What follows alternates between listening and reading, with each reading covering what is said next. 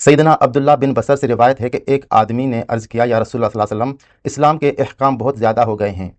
آپ صلی اللہ علیہ وسلم مجھے ایسی چیز بتائیے کہ میں اسے اختیار کروں۔ اس شخص کے لیے اسلام کے احکامات بہت زیادہ ہو گئے تھے، تو وہ سمجھ نہیں پا رہا تھا کس کو اختیار کروں، کس کو نہ اختیار کروں، یا سب کو ہی اختیار کروں۔ تو وہ کوئی سہل سا طریقہ نبی پاک صلی اللہ علیہ وسلم سے پوچھ رہا تھا کہ مجھے کوئی ایسا آسان طریقہ بتائیں اسلام کا جس پہ میں عمل کروں اور میں اپنے منزل و مقصود پر پہنچ جاؤں۔ تو نبی پاک صلی اللہ علیہ وسلم نے ارشاد فرمایا، تمہاری زبان ہر وقت اللہ کے ذکر سے تر رہنی چاہیے۔ تو ذکر جو ہے وہ اللہ کی معرفت کا، اللہ تک پہنچنے کا سب سے آسان ترین طریقہ ہے۔ اور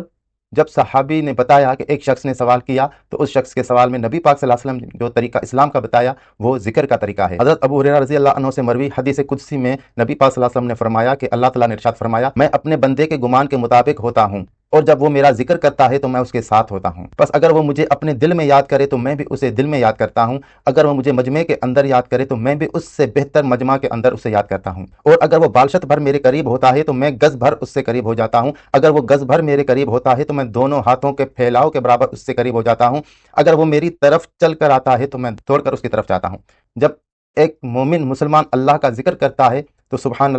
اللہ کیا اس کا مقام ہے، اس کو اللہ کا قرب نصیب ہوتا ہے، اللہ اس کے ساتھ اس وقت ہوتا ہے۔ اور جب وہ بندہ اللہ کا ذکر دل میں کرتا ہے تو اللہ بھی اسے دل میں یاد کرتا ہے، اور جب وہ مجمع میں یاد کرتا ہے تو اللہ اسے مجمع میں یاد کرتا ہے۔ اور یہ حدیث مبارک تم میرا ذکر کرو میں تمہارا ذکر کروں کی تشریح ہے، ایک حدیث بیان کی جاتی ہے۔ حضرت ابو درداء رضی اللہ عنہ روایت کرتے ہیں کہ حضور اکرم صلی اللہ علیہ وسلم نے صحابہ کرام سے فرمایا، کیا میں تمہیں تمہارے بہترین اعمال کی خبر نہ دوں جو تمہارے رب کے نزدیک مقبول تر ہو اور تمہارے درجات کو سب سے زیادہ بلند کرنے والا ہو، اور وہ عمل تمہارے لیے سونا چاندی اللہ کی راہ میں خیرات کرنے سے بھی بہتر ہو، اور تمہارے لیے اس سے بھی بہتر ہو کہ اپنے دشمنوں کے مقابلے میں جہاد کے لیے آؤ، بس تم ان کی گردنیں اتارو اور وہ تمہاری گردنیں ماریں۔ صحابہ نے عرض کیا، کیوں نہیں یا رسول اللہ صلی اللہ علیہ وسلم، ہمیں ایسا عمل بتائیے جو ان سب سے بہتر ہو۔ تو حضور نبی کریم صلی اللہ علیہ وسلم فرمایا، ذکر اللہ تعالی، اللہ کا ذکر وہ مقبول ترین عمل ہے جو ان تمام اعمال سے زیادہ ہے۔ ایک انسان سونا چاندی خیرات کر رہا ہے تو ہو سکتا ہے وہ دکھاوے کے لیے کر رہا ہو،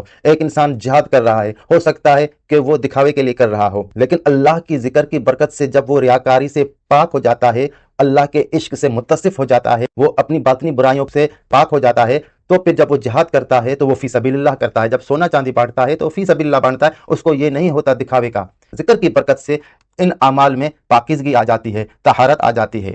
آج کے ویڈیو ہم یہیں پہ اختتام کرتے ہیں، اور سائیں شیر محمد گھوٹو صاحب کی بہت بہت مہربانی، اور ان کی وجہ سے بہت مجھے حوصلہ افزائی ہوتی ہے۔ اور کچھ دن پہلے شیر محمد گھوٹو صاحب نے بتایا تھا کہ یہ جو کام ذکر کے متعلق کیا جا رہا ہے یہ کام اللہ کو بہت پسند آ رہا ہے، جو اس چیز کو پسند کرتے ہیں ان کو بھی پسند آ رہا ہے، اور یہ چیز ان کو خواب میں دکھائی گئی۔ ان کی اس بات بتانے کی وجہ سے مجھے بہت حوصلہ ہوا کہ اللہ پاک میرے اس کام کو پسند کر رہے ہیں، نبی پاک صلی اللہ علیہ وسلم بھی اس کام کو پسند کر رہے ہیں، اور جو اللہ کے ذاکر ہیں، صحابہ کرام ہیں، اولیاء کرام ہیں، ان میں اس کام کو پسند کیا جا رہا ہے۔ میرا پیغام اللہ کا پیغام ہے، نبی پاک صلی اللہ علیہ وسلم کا پیغام ہے، اور جتنے بھی اس دھرتی پہ اللہ کے انبیاء ان کا جو پیغام ہے ذکر الہی کا، اللہ کی توحید کا، اللہ کی وحدت کا، اللہ کی احدانیت کا، اللہ کے اسماء و صفات کا علم،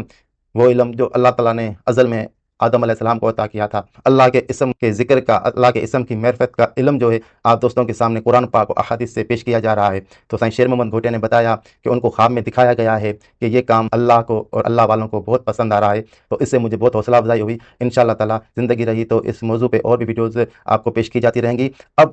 آپ کا یہ فرض ہے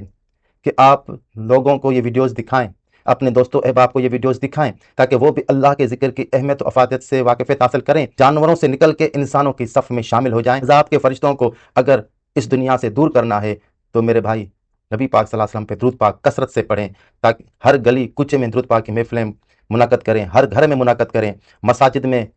ہر جمعرات کو مغرب کی نماز کے بعد درود پاک کی محفلیں منعقد کریں، تاکہ ہم سب پہ اللہ کی رحمت ہو، اور اس رحمت کی وجہ سے اللہ کا جو یہ عذاب ہے یہ دور ہو جائے۔ انشاءاللہ تعالیٰ زندگی رہی تو جب ذکر کا موضوع مکمل ہوگا تو درود پاک کے موضوع پہ انشاءاللہ تعالیٰ بات چیت ہوگی۔ اللہ تعالیٰ آپ کو خوش رکھے، آباد رکھے، اور میرے لیے بھی دعا کرتے رہیے گا، اپنے اور اپنے آس پاس والوں کا خیال رکھیے۔ اللہ حافظ۔